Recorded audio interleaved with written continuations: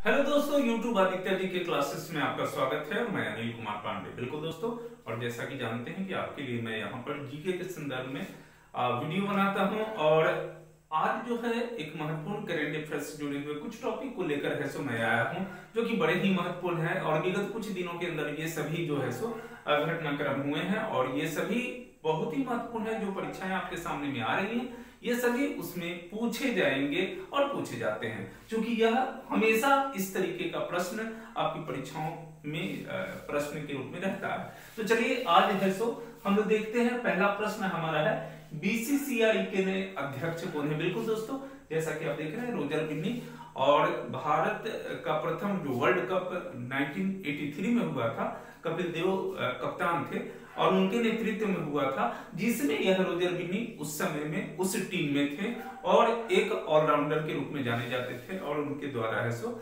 4 wicket भी लिया गया था।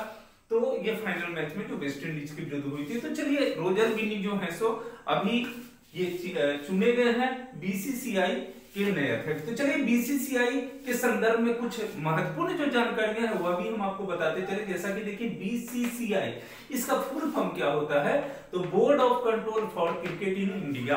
आपको परीक्षाओं में थोड़े से चेंज करके यहाँ लिखे जाते हैं और इसलिए आपको इसका है सो पूरी जानकारी अंग्रेजी में इसको क्या कहे जाएंगे उसकी होनी चाहिए। Board of control for cricket in India. अब देखिए इसका स्थापना कब हुआ था, तो 1928 में प्रश्न पूछे जाते हैं दोस्तों कि बीसीसीआई की स्थापना कब हुई थी। तो 1928 में। मुख्यालय कहाँ है, मुंबई। और अध्यक्ष अभी जो है सो रोजर बिन्नी बने हैं। महत्वपूर्ण यह भी हो जाता है कि रोजर बिन्नी से पहले कौन थे, आखिर किसे हटाकर इनको है सो अध्यक्ष बनाया गया। तो पूर्व अध्यक्ष कौन थे, सौरव गांगुली। और यह भी है सो भारतीय टीम की कप्तान रह चुके हैं लंबे समय तक। तो ये सौरव गांगुली बंगाल के ये आपको है सो खिलाड़ी है, क्रिकेट के खिलाड़ी। और तो यह पूर्व अध्यक्ष सौरव गांगुली और उपाध्यक्ष, बिल्कुल दोस्तों, उपाध्यक्ष के विषय में भी प्रश्न किए जाते हैं। तो ये राजीव शुक्ला।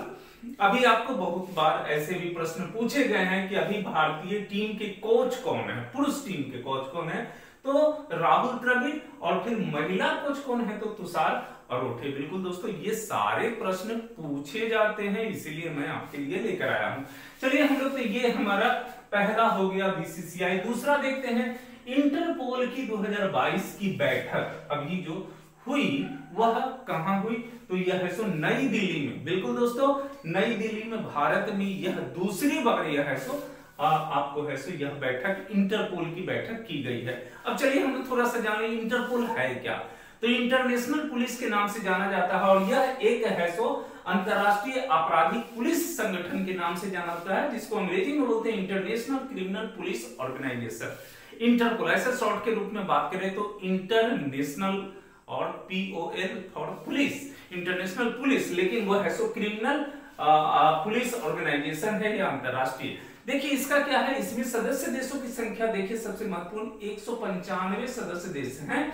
और बहुत बार ये प्रश्न पूछे गए हैं कि इसका मुख्यालय कहाँ है, इंटरपोल का मुख्यालय कहाँ है, तो लियोन फ्रांस में है इसका मुख्यालय। ये तो नहीं, बहुत बार नहीं पूछे गए हैं कि इसकी स्थापना कब हुई, लेकिन यह जो है और यह दोनों बड़ा ही महत्वपूर्ण हर एक दृष्टिकोण से है। तो आपको जरूर से याद कर लेना चाहिए कि इंटरपोल का मुख्यालय कहाँ है, लियोन, जो कि फ्रांस में है। और सदस्य देश 195। और भारत कब इसका सदस्य बना, तो 1949 में। दोस्तों हम बताएंगे कि यह एक अंतरराष्ट्रीय संगठन है और मूल रूप से इसके कार्य क्या है।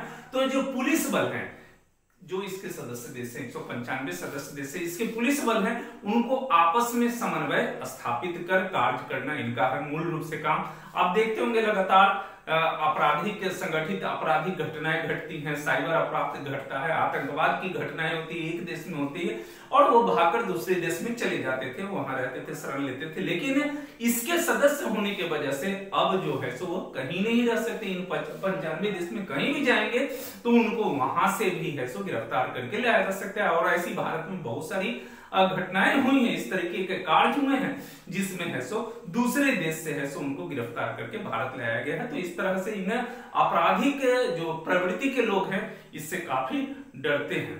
चलिए हम लोग आगे बढ़ते हैं और हमारा है सो तीसरा महत्वपूर्ण है विश्व के सर्वश्रेष्ठ फुटबॉलर चुने गए हैं। बिल्कुल दोस्तों, ये करीम बेंजेमा, ये फ्रांस के हैं और विश्व के सर्वश्रेष्ठ फुटबॉलर के रूप में चुने गए हैं। चलिए हम लोग आगे बढ़ते हैं। तो जैसा कि देख रहे होंगे कि यह विश्व के सर्वश्रेष्ठ फुटबॉलर चुने गए, यह जो है करीम बेंजेमा, बिल्कुल याद करने की आवश्यकता है क्योंकि परीक्षा में ये सभी महत्वपूर्ण होते हैं और जब तक आप याद नहीं करेंगे तब तक आपको याद नहीं होगा। तो ये फ्रांस के खिलाड़ी हैं करीम बेंजेमा। अब आप यहाँ देख सकते हैं कि करीम बेंजेमा है सो फुटबॉल की दुनिया का सबसे प्रतिष्ठित अवार्ड कौन सा है, बैलन डी ओर।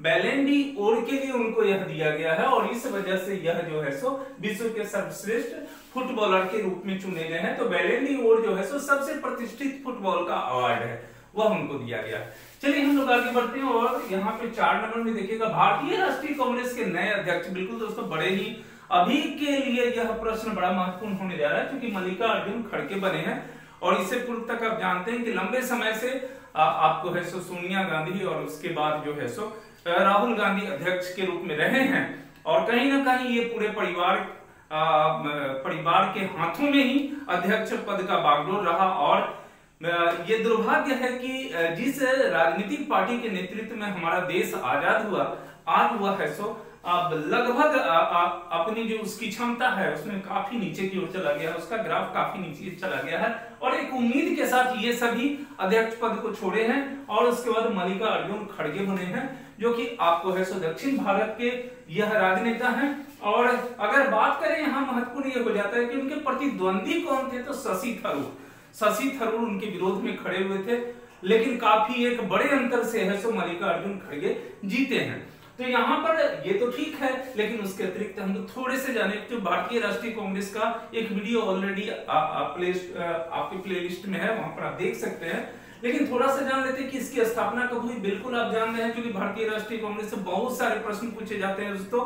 कभी पूछा जाता है कि प्रथम महिला कौन है, तो कभी पूछा जाता है कि किस अधिवेशन की अध्यक्षता पंडित जवाहरलाल नेहरू के द्वारा किया गया, या फिर महात्मा गांधी किस एक अधिवेशन की अध्यक्षता की, ऐसे बहुत सारे प्रश्न। इसलिए भारतीय राष्ट्रीय कांग्रेस का स्पेशल वीडियो तो आपको देखना ही चाहिए।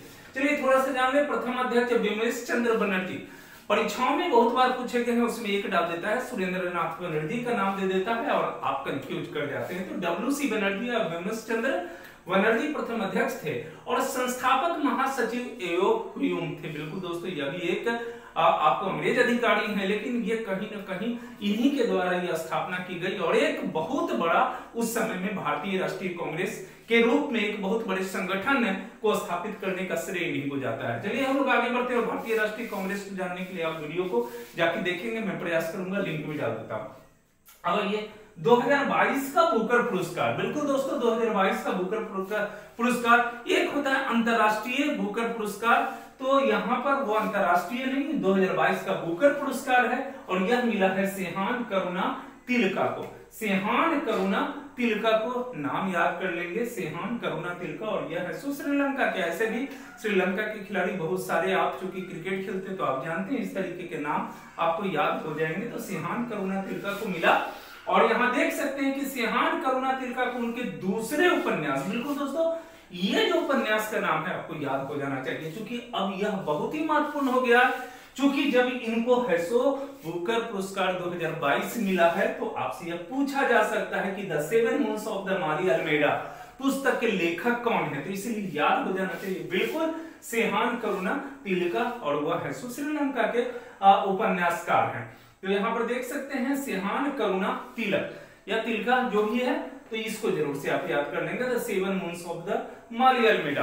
और उसके बाद आते हैं हम लोग यूनाइटेड, बिल्कुल अभी के समय के लिए बहुत ही हॉट क्वेश्चन होने जा रहा है। यूनाइटेड नेशन की रिपोर्ट के अनुसार दुनिया में सबसे ज्यादा गरीब कहाँ हैं, तो भारत में सबसे ज्यादा गरीब लोग यहाँ पर भारत में है। बड़ा महत्वपूर्ण है क्योंकि भारत इधर के दिनों में इसका ग्राफ काफी नीचे गया है, तो भारत में है। अगर बात करें सबसे गरीब देश कौन है, तो हैती ये सबसे गरीब देश है। तो दोस्तों ये वीडियो कैसा लगा, आप अपनी प्रतिक्रिया देंगे और एक अलग से आपका जो कि डेली हमारा जो विषयवार जो सब्जेक्ट आगे बढ़ेगा उसके लिए वीडियो लेकर आते हैं। आपके कमेंट्स चाहिए, मिलते हैं अगले वीडियो में। थैंक यू, धन्यवाद।